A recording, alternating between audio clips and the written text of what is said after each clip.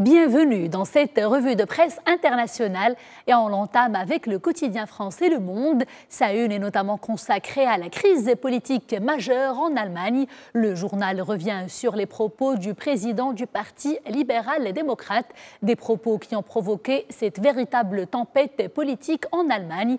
Il vaut mieux ne pas gouverner que mal gouverner, a-t-il déclaré. Il a ainsi rompu les pourparlers engagés après les dernières législatives avec les conservateurs et les Verts afin de former un nouveau gouvernement en Allemagne. La décision du FDP ouvre en tout cas une crise politique en Allemagne, écrit Le Monde, une crise qui pourrait déboucher sur l'organisation de nouvelles élections et pousser Angela Merkel vers la sortie après 12 ans à la chancellerie. Le sujet alimente également les titres du quotidien britannique The Guardian. Ce dernier estime que cette crise en Allemagne est une très mauvaise nouvelle pour l'Europe.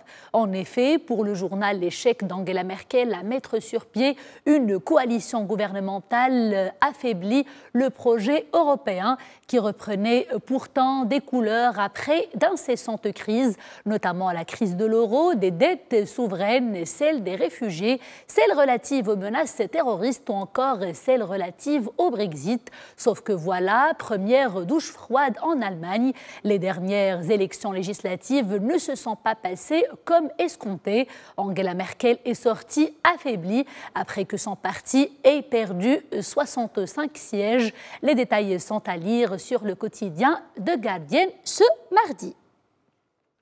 Le quotidien El País nous parle pour sa part ce mardi de l'ingérence russe présumée dans la crise catalane et il nous parle également de ces nouveaux rebondissements. Le quotidien nous apprend en fait que le centre de communication stratégique de l'OTAN appelle Madrid à se protéger désormais contre les interférences russes.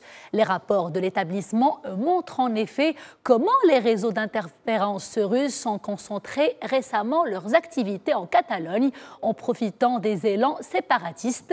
Par ailleurs, le quotidien espagnol El País nous apprend que le secrétaire général de l'OTAN a demandé au gouvernement canadien de demeurer relativement vigilant aux nombreuses cyberattaques russes qui se sont manifestées aussi bien sur le champ de bataille qu'à l'intérieur de ses frontières. Agence européenne du médicament, 3 pays se sont retirés de la course. Gros titre ce mardi sur les colonnes du quotidien Le Soir belge. En effet, l'Irlande, la Croatie et Malte ont déclaré forfait hier dans la course à l'Agence européenne du médicament qui est actuellement basée à Londres et qu'il faudra déménager après le Brexit. Et c'est Amsterdam qui a fini par remporter la compétition pour accueillir donc cette Agence européenne du médicament. Selon les sources du journal, la ville néerlandaise a été finalement tirée au sort face à Milan puisque les deux villes ont enregistré le même nombre de points au 3e tour du vote. Et l'on referme cette revue de presse internationale avec cette disparition qui alimente les titres de la presse mondiale, celle de Charles Manson, ce gourou criminel dont la sauvagerie avait profondément choqué l'Amérique et au-delà.